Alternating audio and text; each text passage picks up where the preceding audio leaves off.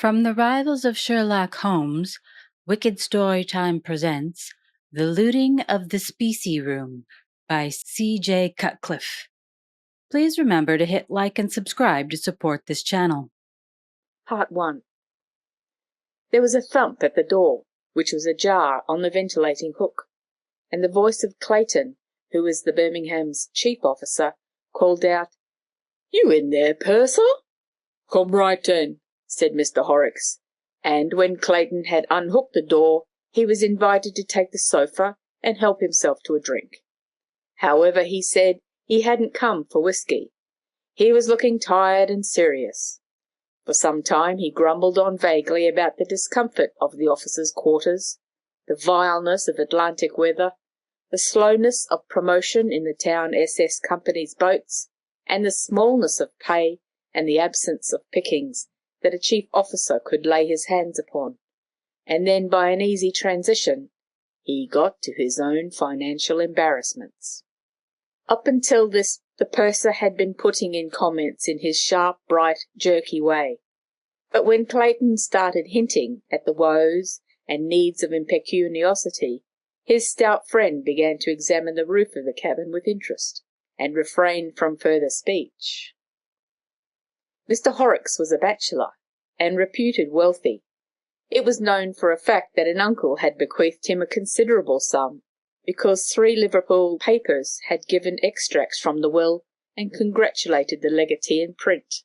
It was one of Mr Horrocks' professional duties to keep on amiable terms with all journalists. He was in receipt of good pay and a liberal allowance from the company, and moreover he was known to be one of the artfullest pursers in all the Western Ocean passenger trade at making bits for himself by various well-recognized methods. "I'm at my wits' end," said Clayton. "There was a bill of sale on the furniture when I left." "Hard luck," said Horrocks. "My wife, poor girl, was driving me pretty nearly wild by the way she kept asking me for money." "Beastly it must be," said the purser with feeling. "If you could see your way to making me a bit of a loan," said Clayton, "I should never forget it." "I'm sure you wouldn't, nor would you ever forgive me.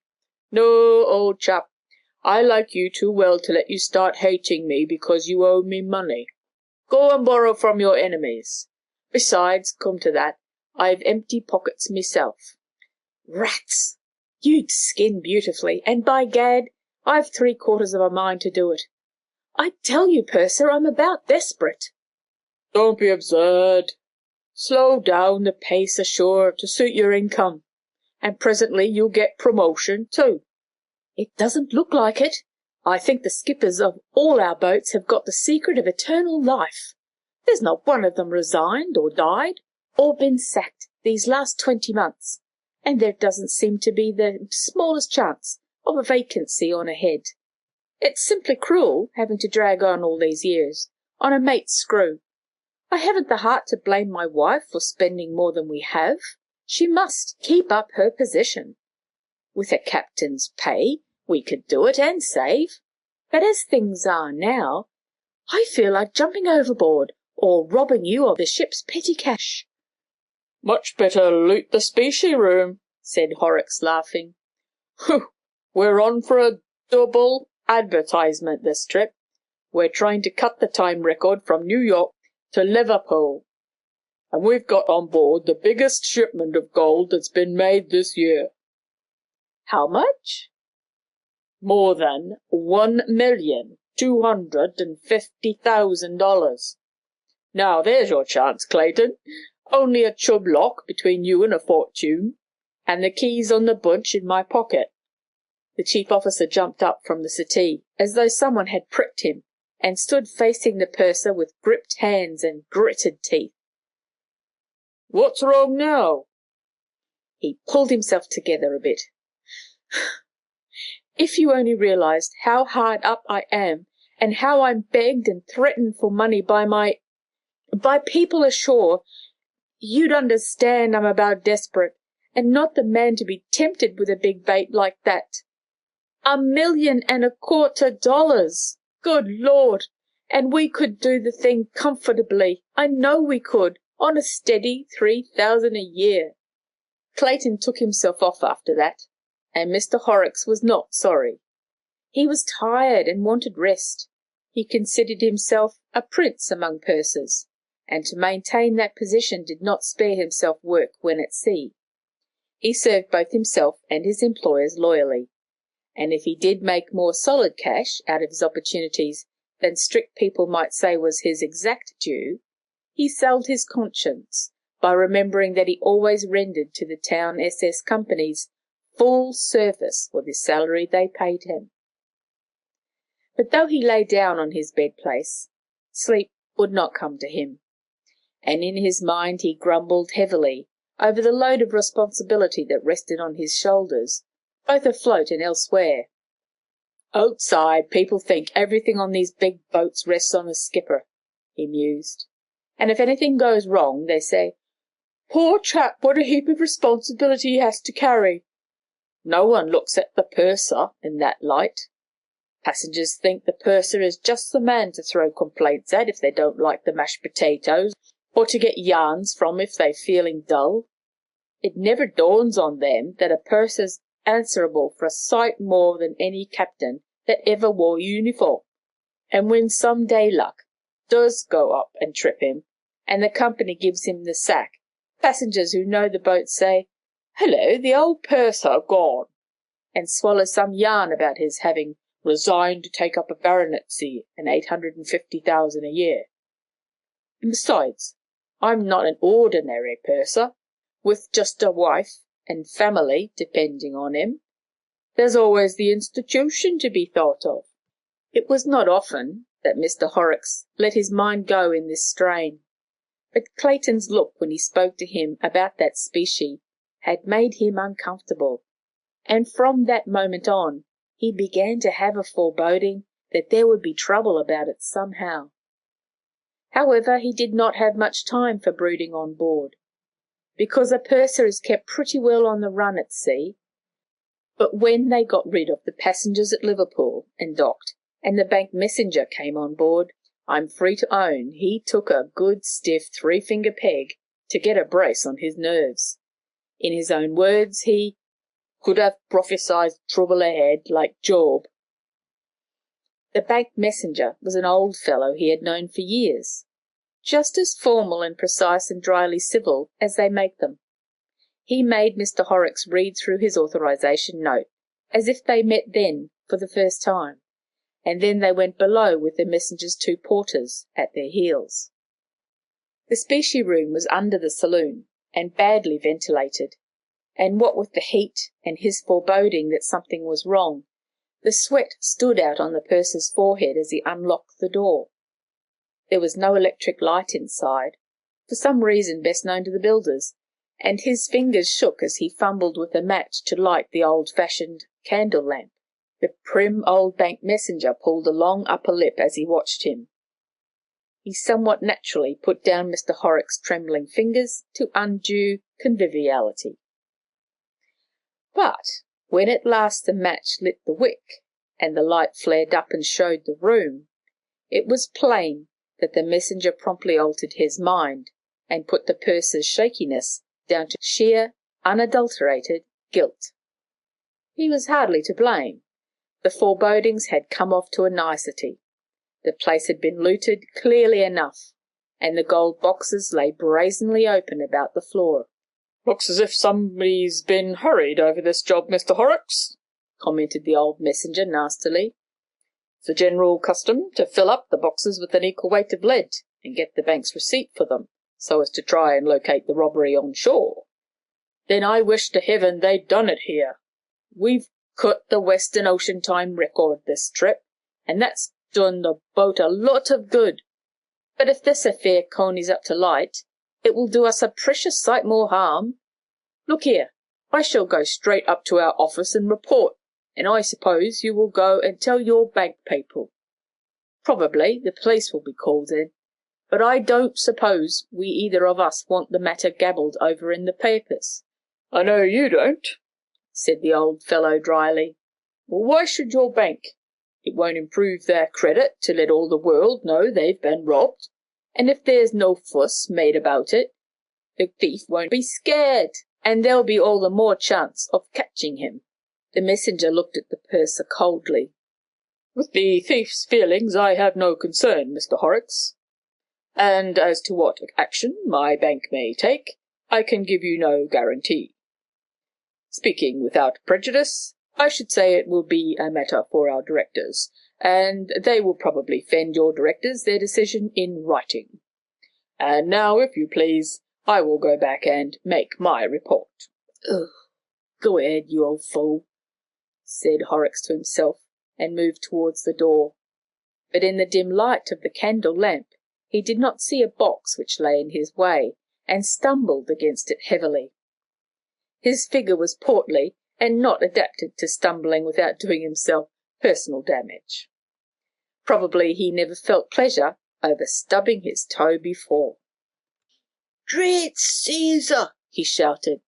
"They haven't looted the place clean after all. If there's one full box left, there may be others." The messenger took the announcement stolidly.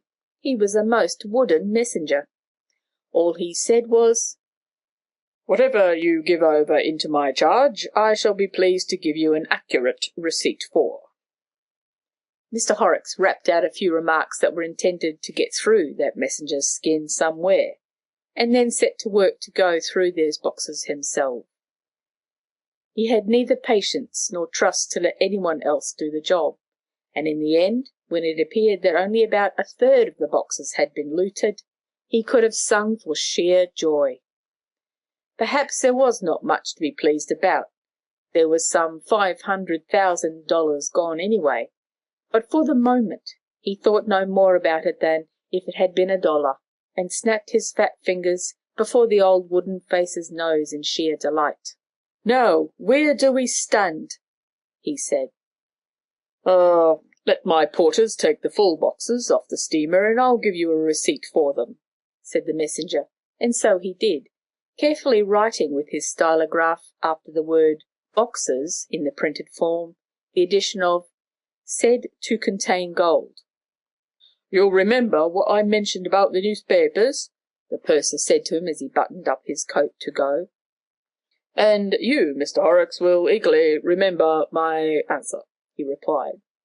The afternoon was getting on for late, and by the time the purser had walked out of the docks to the electric railway, and run up to the landing stage station, and reached the office, the firm's principals had gone away, and there was no getting hold of them for the night.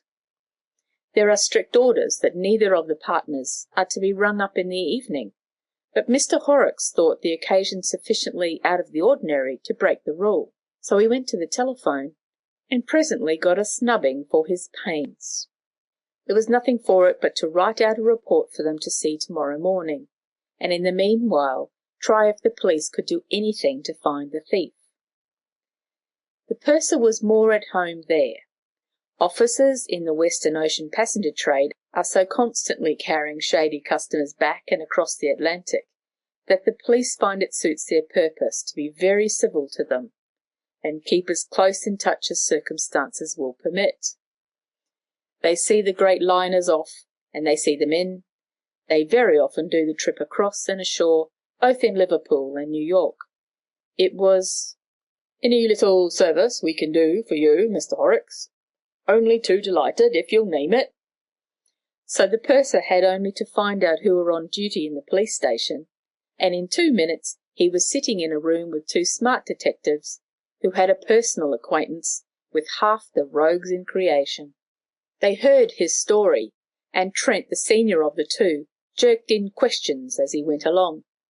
When Mr. Horrocks had finished, Trent asked for the Birmingham's passenger list. "First thing I thought of," said the purser, and laid it on the table. "Now, if you'd asked me, I should have said the cruise list would have come sooner into your thoughts. I've got that too, but you must remember that I've got no evidence against anyone." "Meaning Clayton? Well, I must confess, he seems the likeliest bird so far, but let's look and see if there are any of our friends among the passengers. there's this Devine. His real name's Scott. New York wired us to say he was coming, but Devine Scott's line is high-class forgery, and, like a sensible man, he sticks to it and does a sound conservative business. No, Scott Devine's not stolen your gold, Mr Horrocks. Wouldn't know what to do with it if it'd been given him. Paper's the only thing he can handle. This fellow Schneider here in the second class, real name Plunkett, is another shady one. I saw him off from the landing stage in '91, and he nodded to me as he went aboard the tender. I was there on the stage as usual today, and he nodded to me as he came ashore. Seemed to expect me like. Arson and insurance frauds are his specialities, and he's not at all likely to try anything fresh. Your criminal of today knows his limitations, or thinks he knows them very nicely, and never dares to outstep his bounds. For instance, either of these two men would take an impression in wax of your Specie room key if they saw it lying about, because such a thing might have its eventual uses. But neither of them could make a duplicate key, and neither of them, as I say, would have tackled the game of getting all that big weight of gold out of the ship and through the customs. You seem to take it for granted that I leave my keys perpetually lying about for anyone to get at. I'm not quite new to shipboard pilfering, Mr Trent. My dear sir, I know you and your methods with an accuracy that would surprise you. It's my trade to know everybody and everything. For instance, I know exactly the construction of the Birmingham's Specie room under the saloon. Walls, floor, and roof are all made of chilled steel plates that would turn any drill in creation. The locks are chub and unpickable, and in fact, nothing short of dynamite would open that Specie room to a man who hadn't a key. The thing's been done with quiet and caution. So dynamite and those high explosives are out of the question. And if you've any theory, Mr Horrocks, as to how the place could possibly have been looted without the help of a key, I'd like to hear it. If I'd a notion of how the robbery was worked, I should have told you at once. I'll not swear that my keys were never out of my pocket, as they were in use 20 times a day. That would be impossible. But as for their being habitually left lying about, that's all twaddle. I can tell you I look after that bunch very shrewdly. Quite so, said Trent. But as a man with a lump of wax in the palm of his hand could take an accurate cast of the one he wanted in an instant, and file another to match it in a matter of a couple of hours, you must see the force of my point. Now, you've done all you can for us, Mr Horrocks, and my humble advice is go home, have a good dinner, and forget your worries for the time being. We'll work through these passenger and crew lists more carefully for likely operators, and meanwhile we'll set all our machinery going to keep the gold from being carried further away. It's the weight of it that will handicap the thief more than anything else. You might call in or ring us up at midnight if you're still in Liverpool.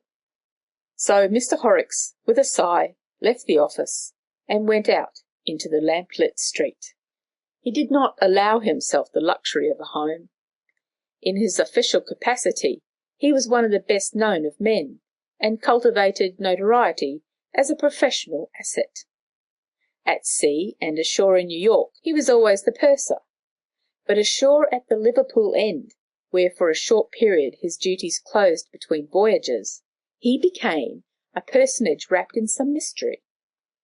He was occasionally reported as prowling in Liverpool slums, but for the most part he disappeared entirely from the ken of his associates.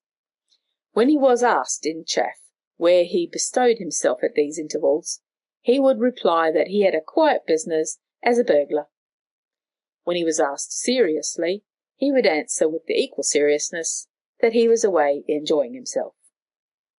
He denied himself even a bedroom ashore, making his shipboard cabin his headquarters when he was in Liverpool, and taking nomadic meals in restaurants of the cheaper sort.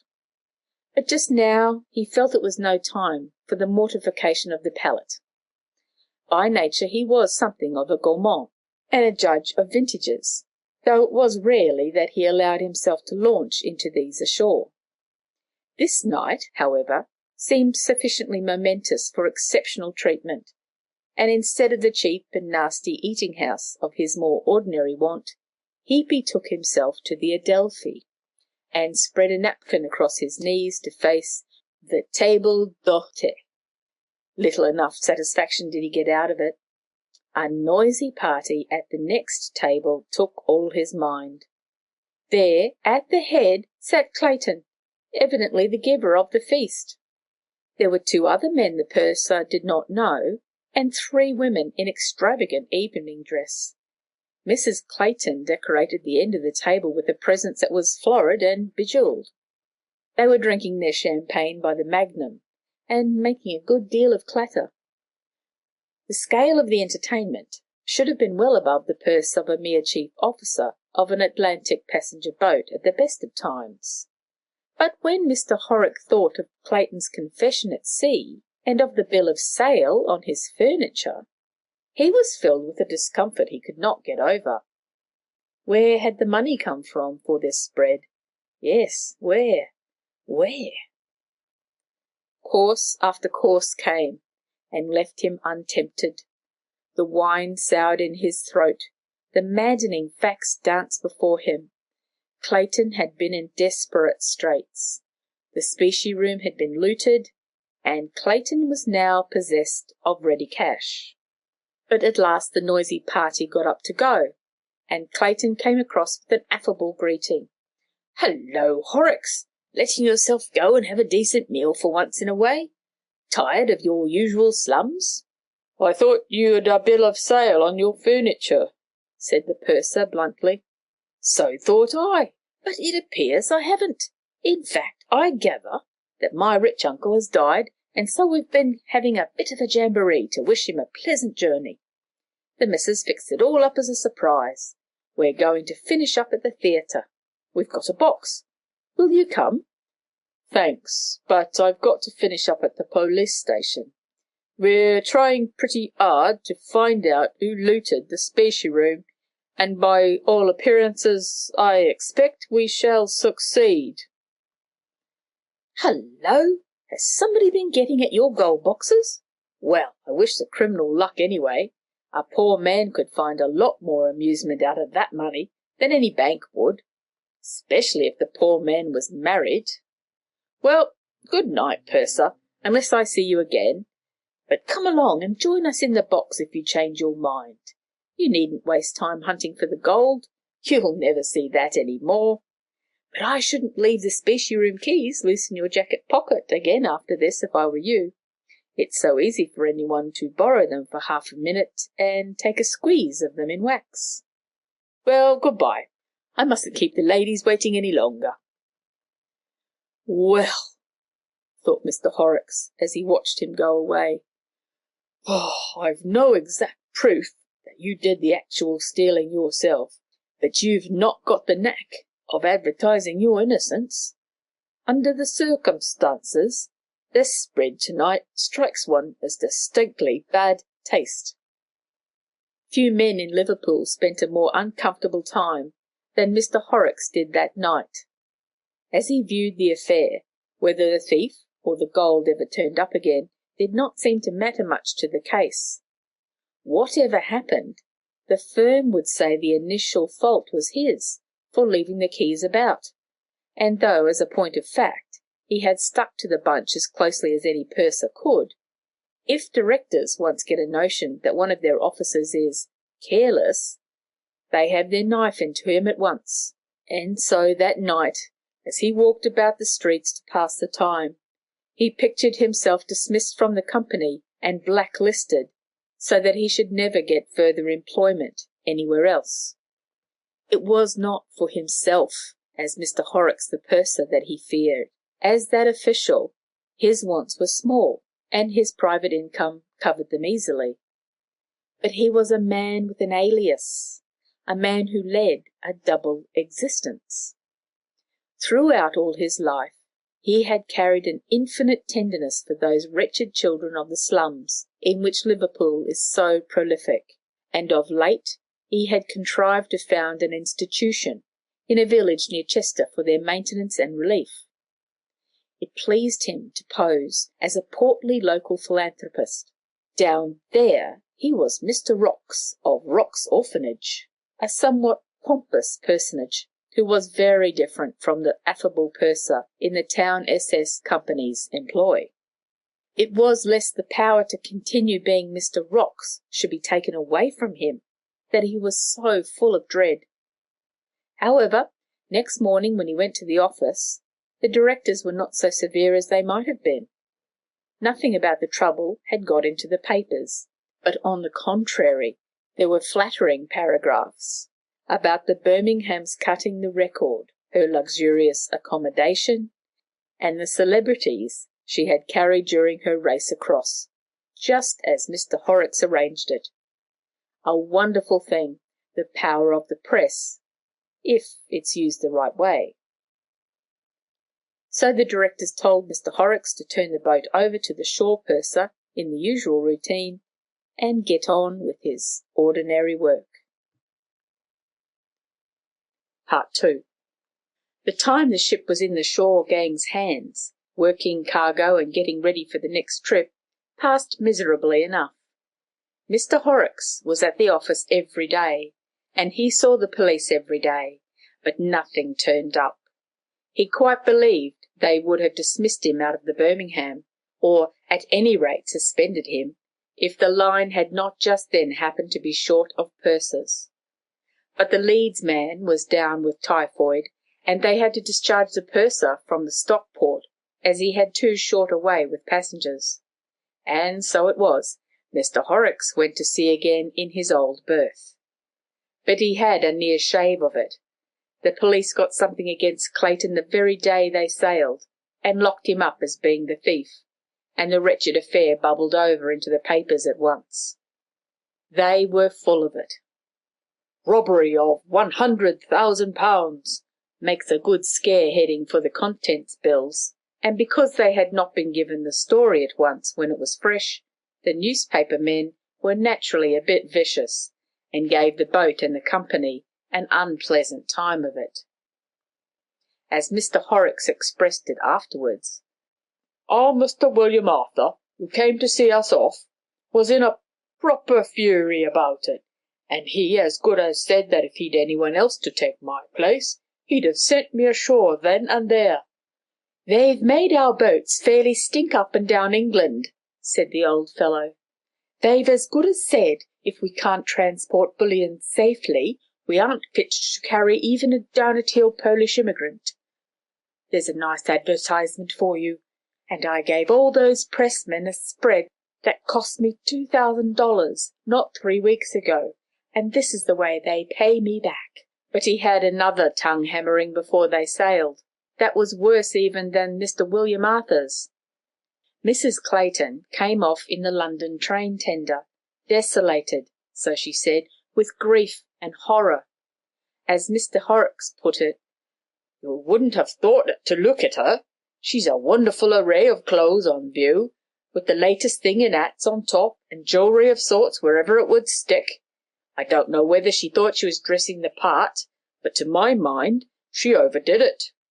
However, when it came to talking, she was sound there all along. She gave me down to my room and ranted a bit about her poor dear boy, and the disgrace it would bring on him, and her, and their eminent lines of ancestors. But she had a note from Clayton which she managed somehow to smuggle out that was very much to the point. "Dear Horrocks," the letter ran, "it seems you've let me in for this by repeating that silly talk we had that afternoon in your room. Now I no more stole the money than the Emperor of China did, and you know that perfectly well. But at the same time, from what the police said today before the magistrate, they seem sure they've got evidence that can convict me. So what you've just got to do is either to find the right man or anyway clear me. If you don't, and if I get sent to jail, I give you my solemn word of honour I'll kill you when I get out." After which followed the statement that the writer was Mr. Horrocks, very truly Godfrey Clayton. "You have read what my poor darling says?" asked the lady. The purser told her he had, and that he would make a note of it. "You'd better. she said. "And you'd better get him clear, or you'll have me and my 2 sisters pretty sharply at your heels, I can tell you. Mr. Horrocks, we aren't going to have our breadwinner taken away from us for nothing." "Right," said Mr. Horrocks. "You may depend upon me to do my best, Mrs. Clayton. And now, if you don't want to come with us to New York, you'd better get on board the tender." And so he got rid of her. "And now," thought he, "it's just my day. If anyone else wants to take it out of me, let them come. Yep, let them come. I'm made to be trampled on." Come they did too. He never saw such a lot of hard-to-please passengers in all his life. It was no use saying, "See your bedroom, steward," or "Won't you see the head steward about that?" They knew Mr. Horrocks was in authority, and they came to the fountainhead, and, as he put it, they said straight what they wanted, and saw that they got the exact article, and no inferior substitute. He could have read the burial service smilingly over several of them. One portly old lady wanted him to change her room. "My dear madam," said the worried man, "I'm afraid you're too late." "This is pleasant sort of treatment. Surely you must remember me." "We had the honour of bringing you out from New York in this very boat some 10 days ago." "Well, and aren't I entitled to some particular of consideration then? All I'm asking for is the room I came over in. It isn't occupied." "You should have told the agent ashore when you bought your ticket. You see, madam, the stewards are very pressed just now. That the room is unoccupied is nothing to do with the case. It's not prepared. And besides, you're in an outside room now, which is in every respect better than the one you came out in, which happens to be one of our worst." "Look here, Mr. Purcell, am I going to have that room, or am I not?" "Madam, I can only repeat my former decision." "Very well, Mr. Purcell. If you choose to be awkward, we'll see your superiors can't teach you civility." With that she took herself off, as Mr. Horrocks thought, to have a try at the skipper, and he wished her joy of her attempt. The captain of the Birmingham was not the sort of man who stood much interference from passengers, and he knew well how to back up his officers. But it seems she was clever enough to go direct to Mr. William Arthur, and let him have a taste of her tongue, that presently that great man came fuming down to the saloon in a fine state. "Why the dickens am I pestered like this, Horrocks? Don't you know the most elementary duties of a purser, or have you completely taken leave of your senses?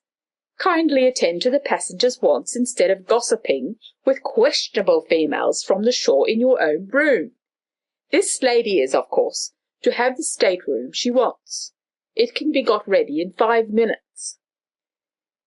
Mr. Horrocks felt that it was little trifles like these which made one enjoy life. However, even passengers can grumble themselves dry, if one only gives them time, and the great steamer got off at last, and things soon shook into place once she began dropping down the river. Mr. Horrocks had a lot of handshaking and talk to do with the passengers who crossed regularly, and he made the most of these. Getting the likings of constant passengers, business men, many of them, who cross as many as 5 or 6 times a year, are counted by pursers as a regular asset, as, if they leave one ship and go to another, they can often take these passengers with them, and the companies know it. And just then Mr. Horrocks was feeling that the more weight of this kind he could carry, the better it would be for a certain institution in which he was so deeply interested. There had been a look in Mr. William Arthur's eye that he did not like. "Funny old geezer, that one you had the fuss with over a room," said the chief steward to the purser that night before dinner, as they were going over some accounts. "Van Renen's her name. She's got hands like a washerwoman, and yet she seems well off. Drinks champagne every meal. She came back with us last time, if you'll remember, and she brought on board enough weight of baggage in New York to sink a lifeboat. I saw the fellows staggering below with it, and told them to carry some of it off to the baggage room. She was down on me like a fury. Can't you see it's marked with your company's label, wanted on voyage? I was only thinking of your own convenience, I told her. If we had a rough passage, that heavy stuff will probably take charge, and you may have a serious accident with it. You mind your own business and leave me to mine, says she. I'm not going to have that baggage out of my sight, and I've taken the room to myself so that I can have plenty of space for it. What's in her baggage? Lead ballast, I should think, by the weight of it, but I don't know for certain. And as a point of fact, I asked Taylor, her bedroom steward, and he didn't know either. However, she got rid of it in England, whatever it was, and she's come back flying light. Well, Mr Horrocks said, passengers were sent into this world to annoy those who are appointed to shepherd them. And now, let's get to business. There is a saying in the Navy that if your ship is in action and a shot strikes her, and you want to be safe, your best plan is to stick your head in that first shot hole, as it's a sure thing that a ship never gets hit again in the same place. On this principle, the purser tried to prove to himself that because the Birmingham had been looted during her last trip, she was safe this. Last trip, the Specie room was full of big, heavy boxes, which were awkward to handle, and yet thieves had managed to take their toll. This time the only thing it contained was a small sealed parcel, smaller than an ordinary cigar box. But that small parcel held a consignment of diamonds, which were being taken across to a New York gem merchant, and it had an intrinsic value of something very near to that of the previous cargo of gold. Now, when they left Liverpool, Mr Horrocks never gave these diamonds a thought. But as they cleared from Queenstown, he was beginning to get anxious about them, and by the time they had got halfway across, he had worked himself to such a pitch of nervousness that he could neither eat, sleep, nor even drink as a purser ought if he wants to be popular. A new lock had been fitted to the door of the Specie room, and he kept the key in his pocket all day long, usually with his hand on it to make sure it was there, and at night he put it into the breast pocket of his pyjamas and fastened it with a safety pin. Then suddenly, like a shot, came to him a horrible thought, suggested by some detective novel he had once read. Supposing, in spite of all his care, he was hypnotized, or chloroformed, or by some other means rendered temporarily unconscious, and a wax impression squeezed from this new key just as before. Of course, the idea was absurd, and at any other time he would have scouted it utterly. But just now his nerves were in rags, and the notion rode him like an incubus. He bore it for a day. He bore it for a second day, till the smoke-room rallied him on his absent-mindedness and haggard looks, and said his waistcoat was beginning to hang in loose folds. And then he gave in. He sent for the chief steward to come with him as a witness, and they went down to the Specie room, and he unlocked the door with a new key, and the chief steward lit the candle lamp. They should be on the shelf at the far side, said the purser. Well, they're not, said the chief steward. My God, they've been stolen too. This means ruin for me.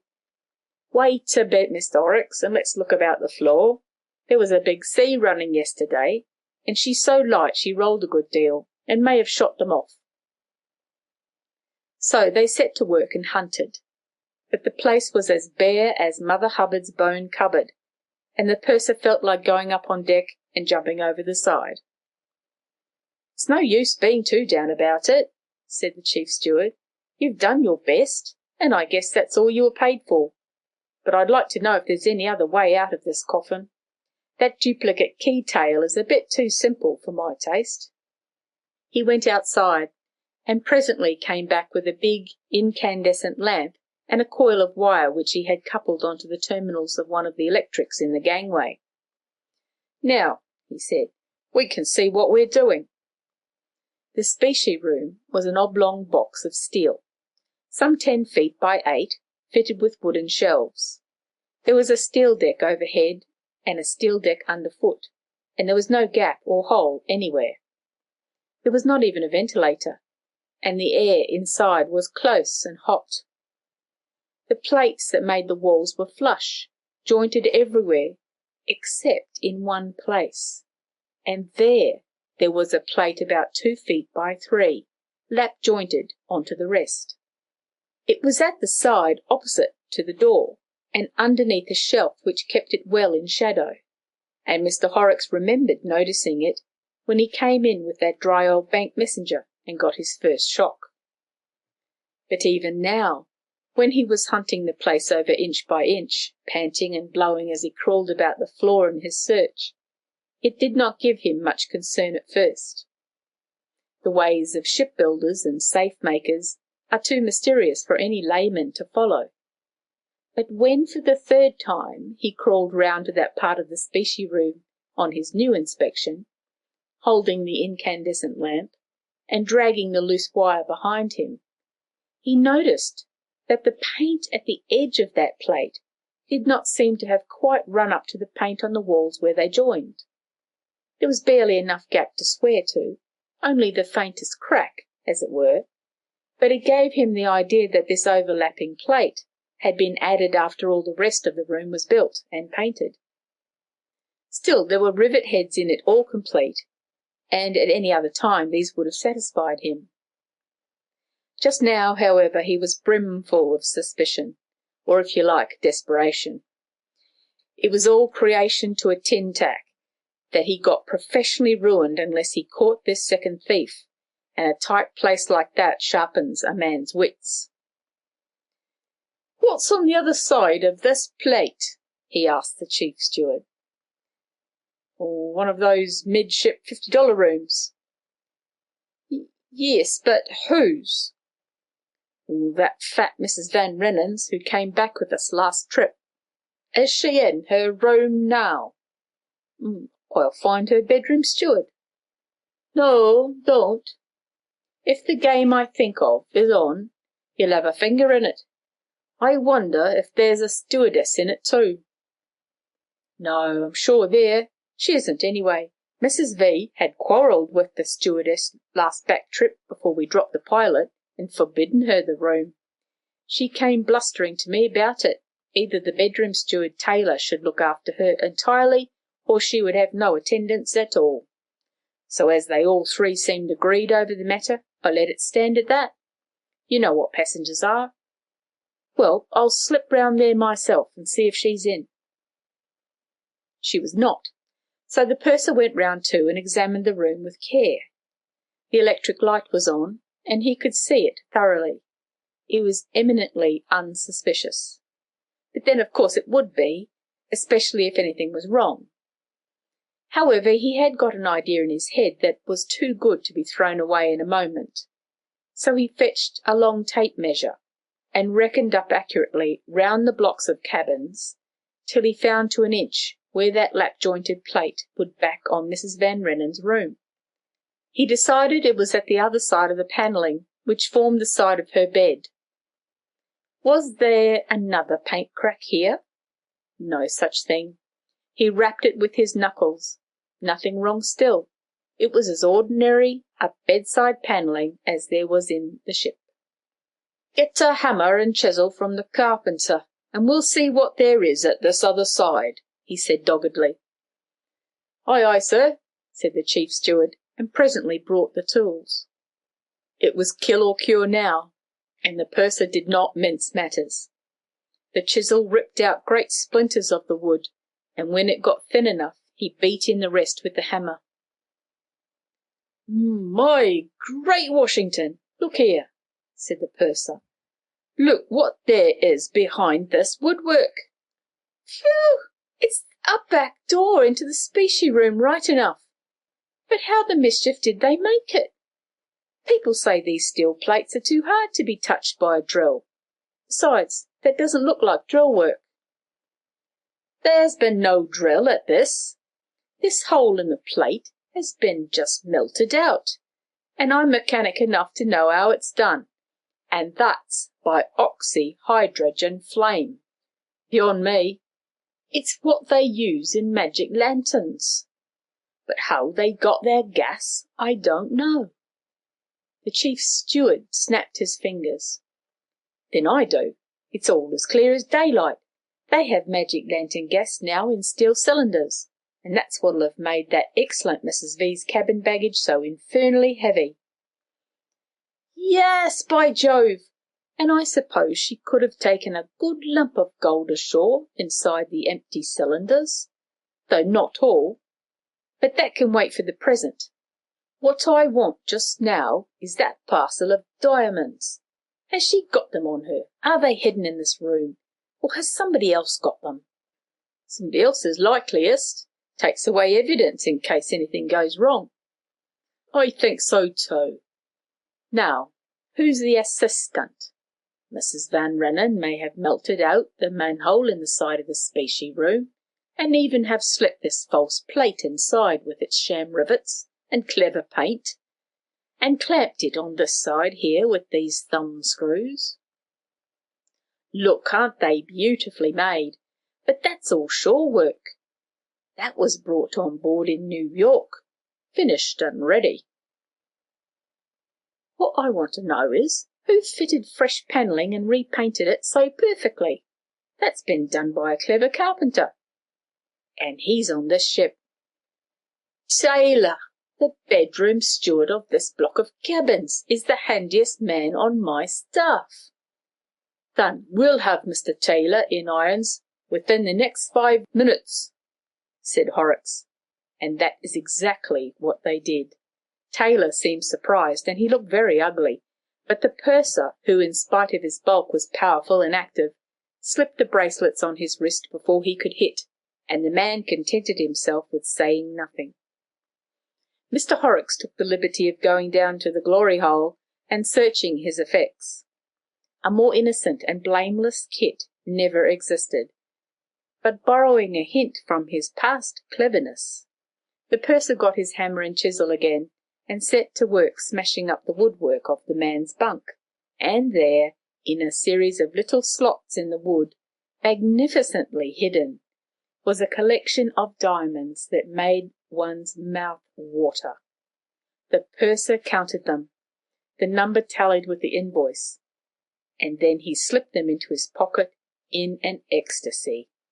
Of course, Mr. Horrocks could not arrest a passenger on his own responsibility, but the captain soon gave him power when he heard the story, and then they invited Mrs. Van Rennen into an empty room and told her she would have to stay there under lock and key till the police took her over in New York. She was game to the end. But if Mrs. Van Rennen intended to fight to a finish, Taylor, the bedroom steward, knew he was beaten. He owned up to the whole tale from start to end. Mrs. Van Rennen came on board at New York with all her apparatus made and ready. It was she who had fused the hole with the oxyhydrogen flame jet, and fitted the plate, and in fact done all the metal work. Taylor, who was an ex-cabinet maker, concealed the traces of her handiwork after it was finished. The gold had gone ashore through the customs, under cover of compressed gas cylinders, as Mr. Horrocks had guessed, but not in the original filled cylinders which came on board openly with Mrs. Van Rennen's baggage. They were too heavy and needlessly strong, so some other lighter cylinders, in fact mere shells of iron, were smuggled on board by Taylor, also in New York, and the gold was stowed in these, and the heavier cylinders were quietly slipped overboard. And out of 100 guesses, how was the gold prevented from jiggling? The clever Mr. Taylor stole jellies from the pantry, and they melted these and poured them in to fill up the crevices between the coins and the cylinders. Now, if Mr Horrocks had been content with getting hold of this tale and writing a simple report to the company, all would have been well. But as part had been in the papers already, he thought there would be no harm in writing out an interview with Mr Horrocks by our representative, and it was that which tripped him. Indeed, Mr Wilfred told him that if Mr William Arthur had got his own way entirely at the board meeting, he would have been dismissed from the company's service. But as it was, he was sent down the list to the Ambleside, which was the smallest ship the line has on the New York run. Many of his acquaintances thought he was a fool to take it, but Mr Horrocks was a shrewd man and knew what he was doing. Whatever happened, Rock's orphanage must not have its supplies cut off. With Mr Horrocks out of employment afloat, Mr Rocks could not pursue his philanthropic courses in the Cheshire village, and would be a man entirely miserable. Of course, on the Ambleside, his salary would be reduced. But, as he put it to me in confidence, a purser can find pickings. But Clayton was the man who scored principally out of the affair. Clayton had been hustled by the company into jail, and they were forced to make the insult of that up to him somehow. It seems they had known all along that he was heavily dipped financially, and when he suddenly splashed out into extravagant dinners at the Adelphi, and proceeded in other ways to have a good feverish time of it, they naturally made a theory that he was doing it on plundered capital. Once, of course, that one has an idea like that in one's head, it's easy enough to make proofs, and so the police soon found suspicious things against the poor fellow, and arrested him before, as they said, he could have a chance of bolting. His own explanation of affluence was that his wife had raised ready money from a Jew, being so certain that he soon must be promoted and get captain's pay. Of course, such a tale was far too thin to be believed, and into jail he went. But as it happened to be exactly true, the town SS Company felt that they owed him something by way of reparation, and their apology took a form that suited Clayton down to the ground.